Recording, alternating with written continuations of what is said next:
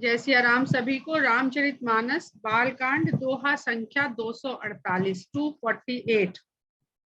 गुरजन लाज समाज बड़ देख सिय सकुचानी, लाग बिलोकन सखिन तन रघुबीरहि उर आन। राम रूप अरु सिय छवि देखे, नर नारिन परिहरि निमेषे, सोचहि सकल कहत सकुचाही, विधि सन विनय करहि मन माही। सभी विधाता से मन ही मन लोग अपने विनती करने लगे। हर हर विधि बेगी जनक जड़ताई, मति हमारी अस देह सुहाई।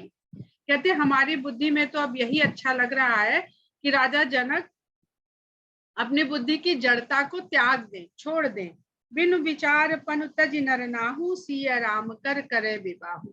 बिना सोच विचार किए राजा जनक इन सुंदर राजकुमार को देखकर अपना प्रण छोड़ दे, कुछ सोच विचार ही ना करे और सीता का राम से विवाह कर दे। जगु भल कही भाव सब काहू, हठ कीन्हे अंतहु उर्दाहु। एहि लालसा मगन सब लोगु, बड़ सावरो जानकी जोगु। तब बंदी जन जनक बुलाए। पर जनक जी अपना प्रण क्यों त्यागने लगे? तब बंदी जन जनक बुलाए, बिरदावली कहत चली आए। कहन पुजाई कहु पन मोरा, चले भाट ही हर सुन थोरा। बोले बंदी बचन बर, सुनहु सकल महिपाल। पन विदेह कर कहीं हम, भुजा उठाई विशाल। तब बंदी जन कहते हैं सब भरी सभा में सभी राजाओं से कि हे राजाओं, यहाँ पर आए हुए सभी राजाओं सुनिए, हम भुजा उठा करके राजा जनक के प्रण का आप लोगों के सामने उद्घोषणा करते हैं कि किस प्रकार का प्रण उन्होंने ठाना है। नप भुज बल विधु शिव धनुराहु, गरु कठोर विदित सब काहू।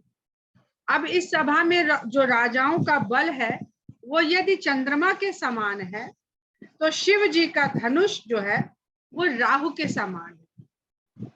सब अपने अपने क्षेत्र, अपने अपने राज्य में अपने तेज बल के प्रकाश से प्रकाशमान रहे हैं, परंतु राहु उनके बल को छीण कर ही देता है, उसके तेज को छीण कर ही देता है। उसी प्रकार आज यह शिव धनुष आप लोगों के बल को राहु की भांति छीण कर देने वाला है, क्योंकि सारा संसार इसकी गरुता को और कठोरता दोनों को जानता है। रावण बानु महाभट भारे, देखि सरासन गंवहि सिधारे। रावण और बाणासुर जैसे महान योद्धा इस धनुष का सिर्फ दर्शन किए, देख देख कर ही वहां से सिधार गए, वहां से चले गए। वहां बैठना भी उन्होंने गंवारा नहीं किया। क्यों? अगर बैठ कर नहीं उठाएंगे तो होएगा कि अपने बल पर भरोसा नहीं है, अपने ऊपर आत्मबल और आत्मविश्वास नहीं है, और अगर उठा लेंगे और उठा नहीं पाएंगे, उठ खड़े होंगे, तब तो घोर अपमान होने वाला है। तो इसलिए जहां पर आपका अपमान होने की संभावना हो, वो उस स्थान को शीघ्र से शीघ्र त्याग देना चाहिए, छोड़ देना चाहिए। रावण बानु महाभट भारे, देखी सरासन गमहि सिधारे। सोई पुरारी को दंडु कठोरा, राज समाज आज जोई तोरा। त्रिभुवन जय समेत वैदेही, बिनहि विचार बरई हठ देही। कहते हैं कि इसी शिव जी के ऐसे कठोर धनुष बाण को इस राज समाज में बैठे हुए राजाओं में से आज जो कोई भी तोड़ेगा, त्रिभुवन जय समेत वैदेही, उसकी तीनों लोकों में जय की घोषणा होगी और वो वैदेही का वर्ण करने के लिए क्वालिफाई होगा। बिना ही विचार बरई हठ देही, बिना विचार करे वैदेही उसका वर्ण कर लेंगे। यानी खाली एक और एक ही यहाँ पर संकल्प है जिसको पूरा करना है कि शिव धनुष पर प्रत्यंचा चढ़ा के उसको तोड़ना है। अब इसका तात्पर्य हम लोग अभी थोड़ी देर में समझेंगे। ये सुनने में, कहने में जितना सरल लग रहा है, दरअसल ये राजा जनक की बहुत बड़ी सूझबूझ है।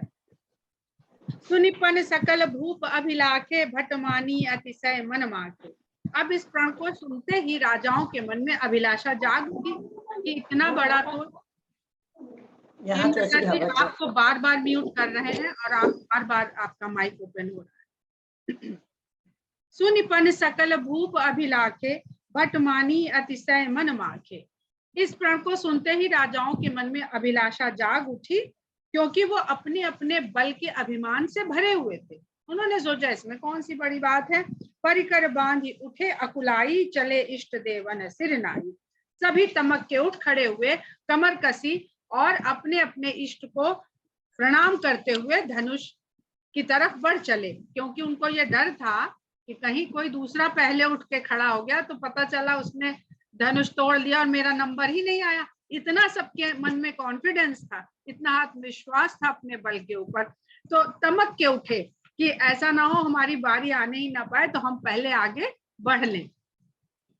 तमकिता की तकिसी व धनु धरही, उठई न कोटि भांति बल करही। तमक तमक के जोश के साथ उठ करके शिव धनुष के पास आते हैं और करोड़ों उपाय करते हैं, करोड़ उसमें बल भी लगाते हैं और उपाय भी करते हैं। उठई न कोटि भांति बल करही, चाहे जितना बल लगा ले शिव धनुष तो उठता ही नहीं है। जिनके कछु विचारु मन माही, चाप समीप महीप न जाए। जिनका विवेक में तो कुछ सोचने विचारने की शक्ति बची थी, उन्होंने ऐसा विचार मन से त्याग दिया कि शिव धनुष को जाकर के तोड़ना है। क्योंकि हम लोगों ने इससे पहले पढ़ा है कि जब राम वहां आए हैं और सीता वहां आए हैं तो किस किस के मन में किस तरह की भावना आई है। जाकी रही भावना जैसी, प्रभु मूर्ति देखी तिन तैसी। बाणासुर और रावण भी अपने मन की भावनाओं के कारण चले गए। अब उनके मन की भावनाएं क्या थी? वो अहंकार था, या उन्होंने जगदम्बा को समझ लिया था, ब्रह्म को समझ लिया था, इसलिए वहां से चले गए थे। उनके मन की तो वो ही जाने। अब जो राजा यहाँ बैठे हुए थे, उनमें से जिनका सोच विचार विवेक बचा हुआ था, वो उस धनुष के पास भी नहीं गए। तमक धरहि धनु मूढ़, नृप उठहि न चलहि लजाई, मनु पाई भट बाहुबल अधिक अधिक करवाओ। तमक तमक के जो राजा धनुष को उठाने के लिए आते हैं और जब नहीं उठता है तो शर्मिंदा हो के वापिस चले जाते हैं। और धनुष उसके बाद जो राजा आते हैं तो ऐसा लगता है कि जो राजा पिछला गया था उसका बल पा करके धनुष और भारी हो गया है। जैसे जैसे राजा उस धनुष का स्पर्श कर रहे हैं, वो उनका बल अपने में खींचता जा रहा है और पहले से अधिक भारी और भारी होता चला जा रहा है। धनुष प्रतीक है जीव के अहंकार का, और अहंकार के साथ जो भी काम किया जाता है तो अहंकार बढ़ता जाता है। अहंकार का अगर नाश होता है तो केवल विनम्रता से होता है। तो राजा जनक यहाँ पर अपनी पुत्री के लिए ऐसा वर ढूंढ रहे हैं जिसमें विनम्रता, ऐसा बलशाली उनको नहीं चाहिए जो अपने बल के कारण अहंकार से भरा हुआ। तो यहाँ पर धनुष का अर्थ विनम्रता से है। और यदि आप यहाँ पर जो लोग थोड़ा बहुत भी योग आसन करते हैं, उनको ये अच्छे से पता होगा कि उसमें एक आसन होता है धनुरासन। और धनुरासन सबसे अच्छा वही व्यक्ति कर सकता है जिसकी रीढ़ की हड्डी में सबसे अधिक लचीलापन हो। और लचीलापन आता है विनम्रता से। जो ऐंठ होती है वो सख्त होती है, सीधी होती है, उसमें लचीलापन नहीं होता है। तो यहाँ राजा जनक देख रहे हैं एक ऐसे व्यक्ति को जिसके अंदर लचीलापन हो। लचीला आदमी सदा विनम्र होता है, झुकता है। और राजा तमक के जा रहे हैं, तमक के यानी और ऐंठ के। जब और ऐंठ के जा रहे हैं तो उनका अहंकार ही तो उनकी बॉडी लैंग्वेज से दिख रहा है। तो ऐसा वर राजा जनक को नहीं चाहिए और ऐसा पति सीता को नहीं चाहिए। इसलिए वो धनुष अपनी गरुता को बढ़ाता जा रहा है, क्योंकि सीता जी ने फुलवारी में गौरी वंदना के समय सारा दारोमदार माता गौरी के ऊपर छोड़ दिया है। और माता गौरी ने उनको आशीष दे दिया है कि मनुजाहि राचहि मिलिहि सोबर, सहज सुंदर सांवरो। तो भला वो शिव धनुष, शिव जी का बल जिसमें है, वो कैसे इन राजाओं के हाथों से हिल भी जाए। भूप सहस 10 एकहि बारा, लगे उठावन टरई न टारा। एक बार तो ऐसा हुआ कि 10,000 राजा एक साथ उठ खड़े हुए और उस धनुष को उठाने लगे, लेकिन वो उठाना तो दूर, अपने स्थान से टला तक नहीं। डगई, अब यहाँ पे कामनाओं की अधिकता है। 10,000 राजा अगर उठा लेंगे तो फिर सीता से विवाह किसका हो किया जाएगा। आप अव्यवस्था देखिए, सोच देखिए लोगों की, उसके बाद क्या होगा, आपस में युद्ध करेंगे, लड़ेंगे, मरेंगे। लेकिन जितना अहंकार उतना आपका जीवन में फेलियर। आप अहंकार में भर के, अहंकार के साथ किसी भी कार्य के प्रयोजन के लिए जाएंगे, आपको वहां असफलता ही मिलेगी। तो भूप सहस दस एक ही 12 लगे उठावन टरई न टारा, उनसे भी उठना तो दूर, टला तक नहीं अपने स्थान से। डगई न शंभु सरासन कैसे, कामी बचन सती मनु जैसे। शिव का धनुष इस प्रकार भी अपने स्थान से हिलता तक नहीं है, जैसे कामी पुरुष के वचन से सती स्त्री का मन डोलता नहीं। बहुत ही सुंदर चौपाई है, इसमें बहुत सारे तात्पर्य हैं। जितना इसमें आप सीता को समझना चाहेंगे, सीता समझ में आएगी। इसमें आप जीव को समझना चाहेंगे, जीव समझ में आएगा। इसमें आप जो भी भाव इसका देखना चाहेंगे, स्वयं के लिए, संसार के लिए, इस एक चौपाई में तुलसीदास जी ने बहुत बड़ी बात कर दी है। और वही बात कर दी है जो लंका में अशोक वाटिका में सीता के साथ जो पूरा चरित्र का चित्रण किया गया है सुंदरकांड में, वो यहाँ पर बालकांड में तुलसीदास जी ने उसकी झलक दिखा दी है कि डगई न शंभु सरासन कैसे, कामी बचन सती मनु जैसे। सब नृप भये जोग उपहासी, जैसे बिनु विराग सन्यासी।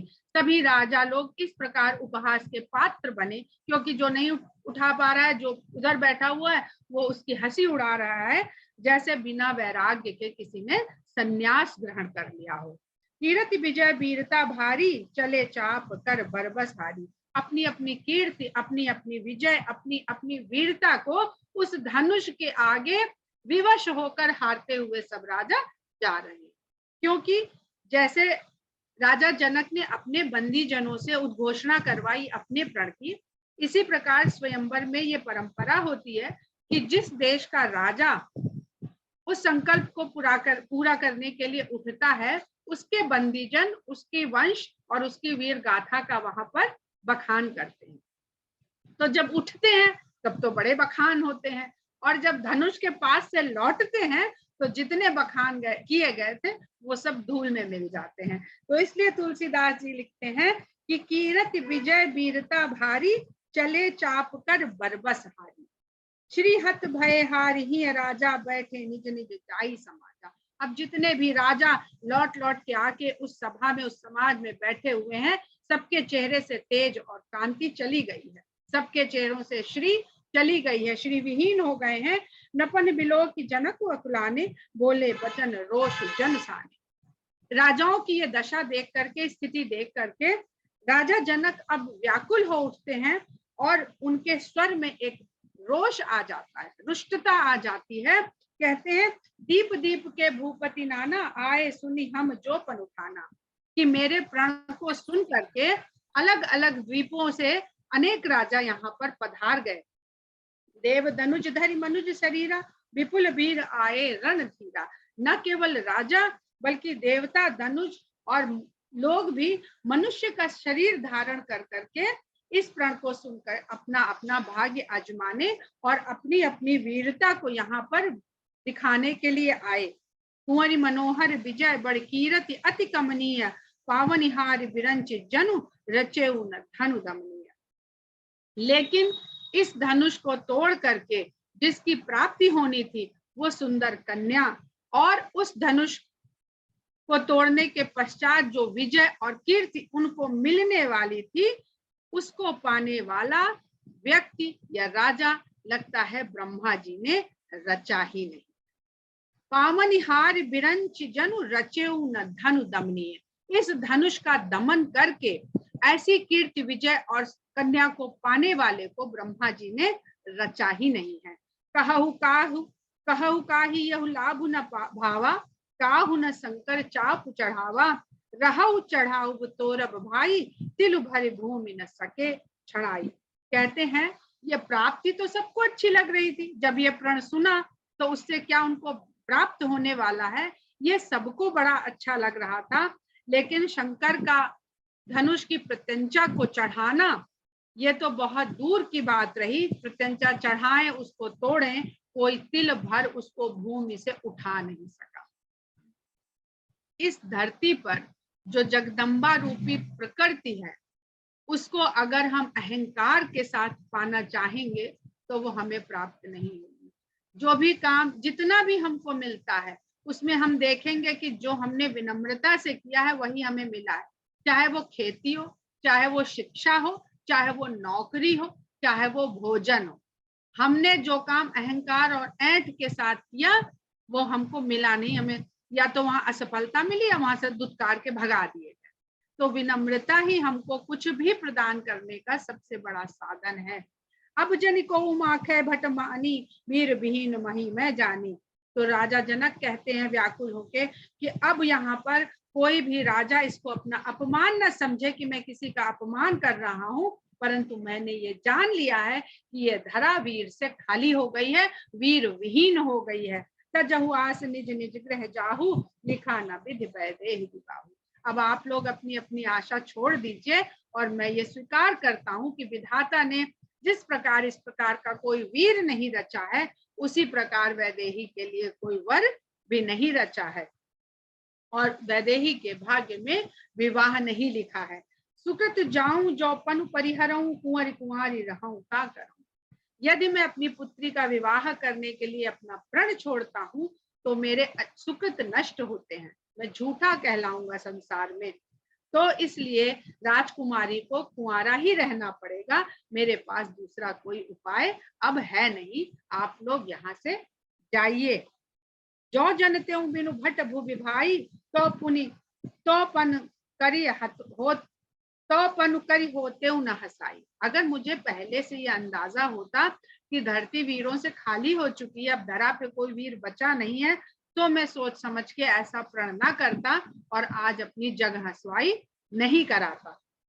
जनक बचन सुनि सब नर नारी, देखी जानकी भय दुखारी। जनक जी की इस प्रकार की जो फाइनल अनाउंसमेंट उन्होंने किया, इसको सुन करके वहां पर जितने भी लोग बैठे हुए थे सब बड़े दुखी हो गए और वैदेही को ओर देख के दुख में डूब गए कि अभी तो हम लोग इतने प्रसन्न थे, क्या क्या सोच के अपनी अपनी कल्पनाएं कर ली थी कि विवाह होगा तो ऐसा उत्सव होगा, ये होगा वो होगा। अब तो ऐसा कुछ भी होने वाला नहीं है। वैदेही को तो वर और विवाह उसके भाग्य में है ही नहीं। माखे लखन कुटिल भई भो हैं, रद पट भर कदम। ऐसी बात सुन करके जब जनक जी ने हाथ जोड़ के सबसे विनती करी कि अब आप लोग सब जाइए, क्योंकि वीर विहीन धरा हो चुकी है और वैदेही का विवाह का संकल्प यहीं से मेरा छूटता है। ये बात सुनते ही लक्ष्मण जी के अंदर क्रोध की लहर उठ चली और भौहें उनकी टेढ़ी हो गई। क्रोध के मारे उनके होंठ फड़कने लगे और आंखें सिकोड़ ली उन्होंने। कहीं न सकत रघुबीर डर लगे बचन जनुबान, नाई राम पद कमल सिरु बोले। परंतु राम जी उनके बड़े भाई वहां पर मौजूद हैं, इसलिए वो उठ करके खड़े होके तमक के बोल नहीं पाए। जितना क्रोध उनके अंदर आया था उतना नहीं वो प्रकट कर पाए, उसको कंट्रोल करा उन्होंने। जबकि जनक के ये वचन उन्हें बाण की तरह चुभे थे, तो राम के आगे शीश नवाते हैं, उनके चरण कमलों पर शीश नवाते हुए और अपनी वाणी को प्रमाण स्वरूप सत्य एकदम कहते हुए कहते हैं, रघुवंशी न महु जह कहु होई, ते समाज अस कहाई न कोई। रघुवंशियों में से कोई भी एक जहां मौजूद हो, उस सभा में इस तरह की बात कहने की कोई भी हिम्मत नहीं कर सकता है। कही जनक जैसी अनुचित बानी, विद्यमान रघुकुल मणि जानी। और जनक, तुमने यहाँ तो रघुकुल के मणि स्वरूप राम यहाँ पर मौजूद है, नाम नहीं लेते हैं पर कहते हैं यहाँ रघुकुल की मणि विद्यमान है, और आपने ऐसी अनुचित वाणी कहने का कैसे दुस्साहस किया।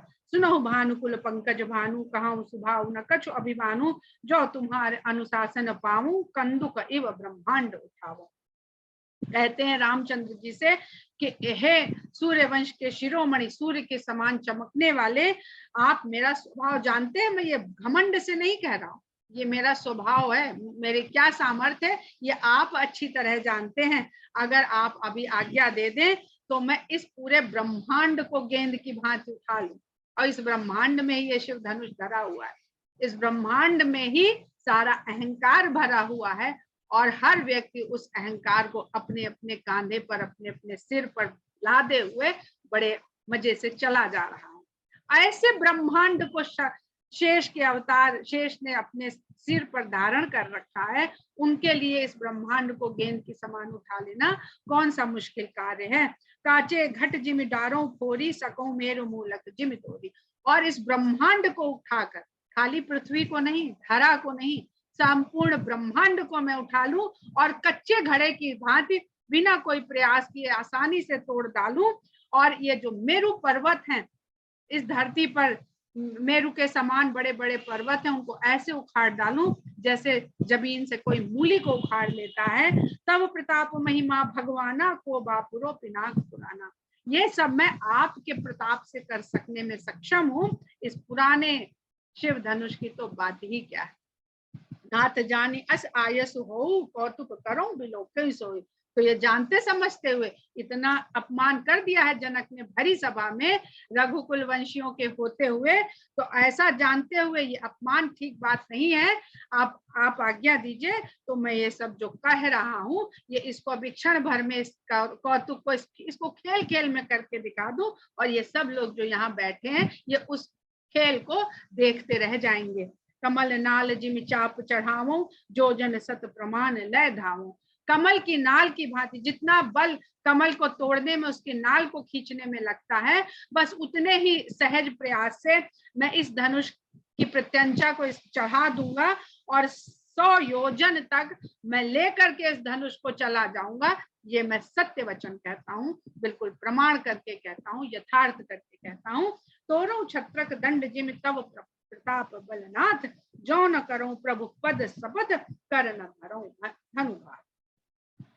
आपके प्रताप से जो मेरे पास बल है, उसके द्वारा मैं इस धनुष को छत्तक की तरह, कुकुर मुत्ते की तरह उखाड़ के फेंक सकता हूँ। और अगर मैं ऐसा करके न दिखा दूं तो आज के बाद मैं किसी भी धनुष को हाथ नहीं लगाऊंगा। लखन सकोप बचन जे बोले, डगमगानी मही दिग्गज डोले। अब जिसने इस पूरे संसार को, ब्रह्मांड को संतुलन में बचा रखा है, वो जाने आपस में उनके जो आकर्षण बल हैं, गुरुत्वाकर्षण बल हैं, मैग्नेटिक फोर्स हैं, इलेक्ट्रिकल फोर्स हैं, उनके द्वारा पूरा ब्रह्मांड शून्य में, अंतरिक्ष में अपने अपने स्थान पर स्थिर रहता है। जब उस फोर्स को संभालने वाले शेष जी क्रोधित हो गए तो ऐसा लगा कि धरती डगमगाने लगी है। और इसको संभालने वाले जो दिग्गज हैं, जो फोर्स हैं, जिनको हमारे शास्त्रों में हाथी के स्वरूप बताया जाता है कि हाथियों ने हर दिशाओं को, 10 दिशाओं को हाथियों ने अपने फोर्स से दबा रखा है। ये वही मैग्नेटिक फोर्स हैं जिसको हम लोग फिजिक्स में पढ़ते हैं। वो डिस्टर्ब हो गए हैं और धरती ऐसा लगा कि डोलने लगी है। सकल लोग सब भूप डेराने, सिय ही हर्ष जनक सब। जब लक्ष्मण जी ऐसे वचन बोले तो जो राजा, जो वहां पर स्थिति उत्पन्न हुई, ऐसा लगा कि लक्ष्मण जी के वचनों से ही भूकंप आ जाएगा। तो राजा जो बैठे हुए थे वो सब डर गए। सीता जी के हृदय में हर्ष उत्पन्न हो गया। और जनक जी ने जो अभी इतनी बड़ी बात कह दी थी कि धरा वीर विहीन हो गई है, वो संकोच में पड़ गया और उन्हें लगा कि उनके मुंह से कुछ गलत शब्द निकल गए हैं। गुरु रघुपति सब मुनि मन माही, मुदित भय पुनि पुनि पुलकाहि। गुरु विश्वामित्र और राम और वहां जो मुनि लोग बैठे हुए थे, वो लक्ष्मण जी के इन वचन को सुन के पुलकित हो गए। सही नहीं रघुपति लखनु निवारे, प्रेम समेत निकट बैठाए। रामचंद्र जी ने इशारे के साथ लक्ष्मण को बुलाया और प्रेम से शांत करा के अपने बगल में बैठा लिया कि अभी बड़ा भाई बैठा है, गुरु बैठे हैं, तुम काहे को इतने जोश में आए जा रहे हो? हमको देखो, गुरु बैठे हैं, हम तो नहीं तमक के खड़े हो गए हैं और तुम तमक के खड़े हो गए कि अभी ये कर डालते, अभी वो कर डालते हैं। तो इशारे से अपने पास बुलाते हैं और प्रेम से अपने पास उनको शांत करके बैठा लेते हैं। विश्वामित्र समय सुख जानी, बोले अति संत मेहरबानी। अब विश्वामित्र लक्ष्मण के भी स्वभाव से परिचित हैं और राम के भी स्वभाव से परिचित हैं, और वो जिस उद्देश्य के लिए राम को यहाँ लेकर आए हैं वो शुभ समय आया जान करके अब वो बोल पड़ते हैं कि कहीं ऐसा ना हो लक्ष्मण जी इतने क्रोध में आ जाए और धनुष वनुष उठा लें और सब किया धराया रह जाए, जो जिसकी सब इतने दिनों से संरचना हो रही है, जो समय अब आ चुका है, तो ऐसा समय अब आया है जान करके बहुत ही स्नेहमयी वाणी के साथ गुरु विश्वामित्र कहते हैं, उठो राम भंजहु भव चापा मेटहु ताति जनक परितापा, कि हे राम उठो और इस धनुष को राम उठो और इस धनुष को उठा करके तोड़ो और जनक का जो परिताप है, जो दुख है, इसको मिटाओ, इसको खत्म करो। सुनि गुरु बचन चरण सिरु नावा, हर्षु विषाद न कछु उरावा। गुरु के ऐसे वचनों को सुन करके रामचंद्र जी ने उनके अपने गुरु के चरणों में सबसे पहले शीश नवाया और उठ करके जब खड़े हुए तो उनकी जो उठवन थी उसमें ना हर्ष था और ना विषाद था, ना उनको ये था। और यहाँ पर आप राम का जो अचीवमेंट है अभी अभी का वो देखिए, महल में रहते थे, सुंदर राजकुमार थे, बढ़िया शिक्षा दीक्षा हुई थी, वीर थे और पहली पहली अपने जीवन की विजय हासिल करके आए थे। ये क्या फिर भी उनके उठने में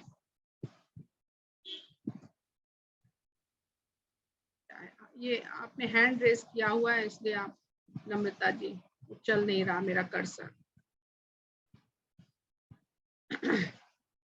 सुनि गुरु बचन चरण सिरु नावा, हर्ष विषाद न कछु उर आवा, ठाढ़े भय उठ सहज सुभाए, ठमनि जुबा मृगराज लजाए। इतने सहज भाव से खड़े हो गए कि उनका उठना देख करके ठमनि जुबा मृगराज लजाए, जो अभी अभी युवा हुआ सिंह है वो भी लज्जित हो जाए।